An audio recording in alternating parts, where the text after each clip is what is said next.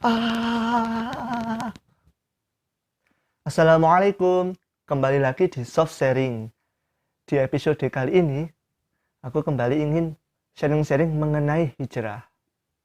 Banyak di antara kita yang ketika diajak untuk hijrah, ataupun ketika dinasihati untuk jangan mabuk-mabukan, jangan pacaran, kamu itu jangan begini, jangan begitu.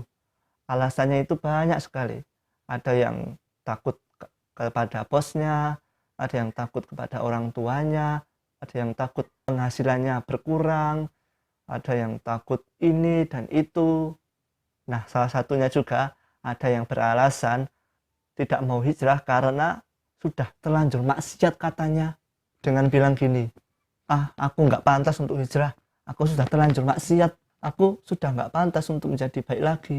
Mending aku teruskan saja maksiatku, toh sudah terlanjur. Aku kasih tahu nih, itu namanya bunuh diri. Kenapa bisa seperti itu?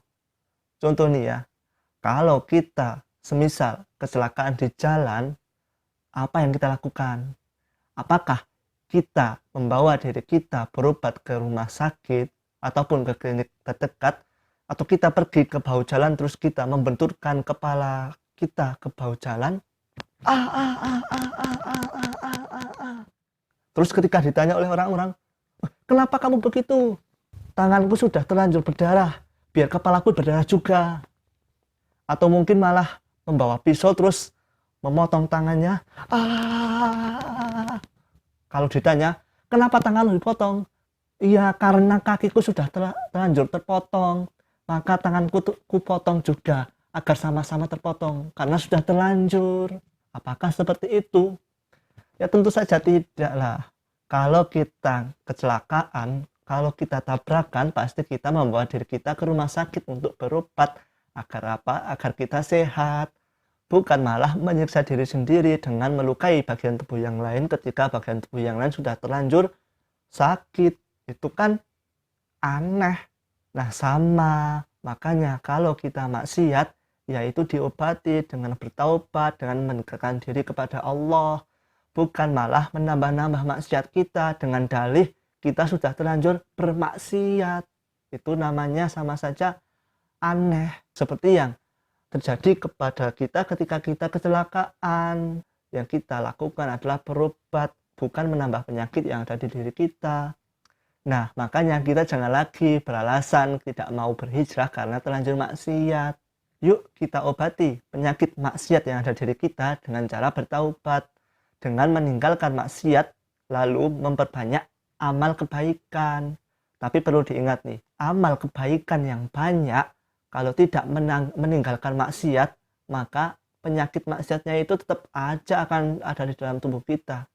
Contoh, orang kalau sakit mah, sebanyak apapun obat yang dikonsumsi, sebanyak apapun terapi yang dijalankan, kalau masih makan yang pedas, makan yang asam, minum kopi, itu namanya sama saja.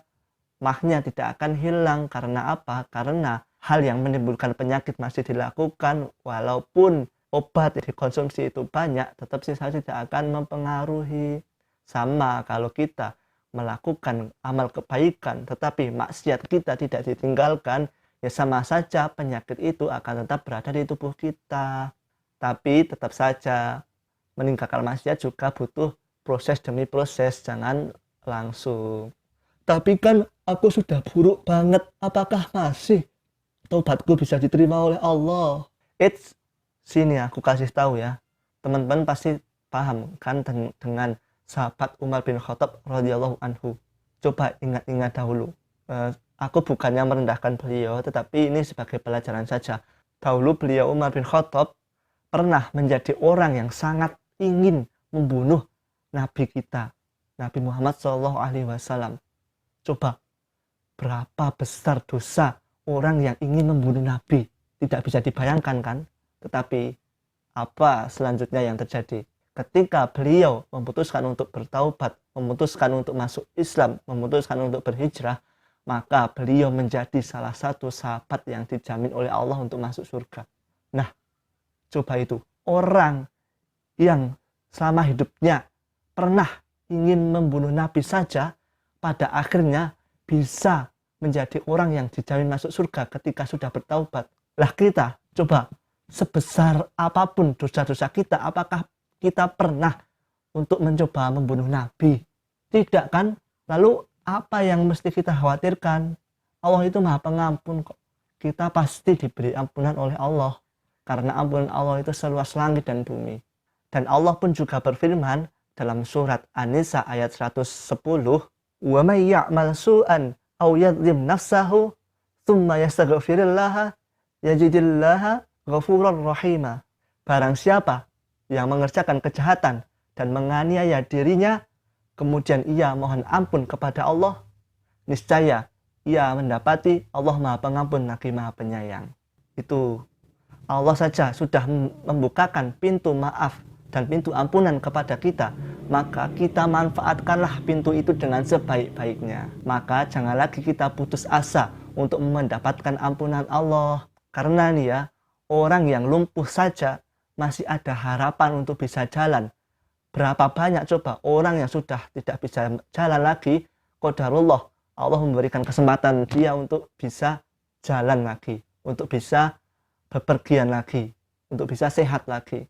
Bahkan orang yang sudah kakinya diamputasi masih bisa berjalan dengan bantuan kaki palsu. Kecuali kalau sudah meninggal, maka ya sudah tidak ada kesempatan untuk jalan. Sama, orang seburuk apapun itu masih ada kesempatan untuk bisa berubah, kesempatan untuk bisa bertaubat.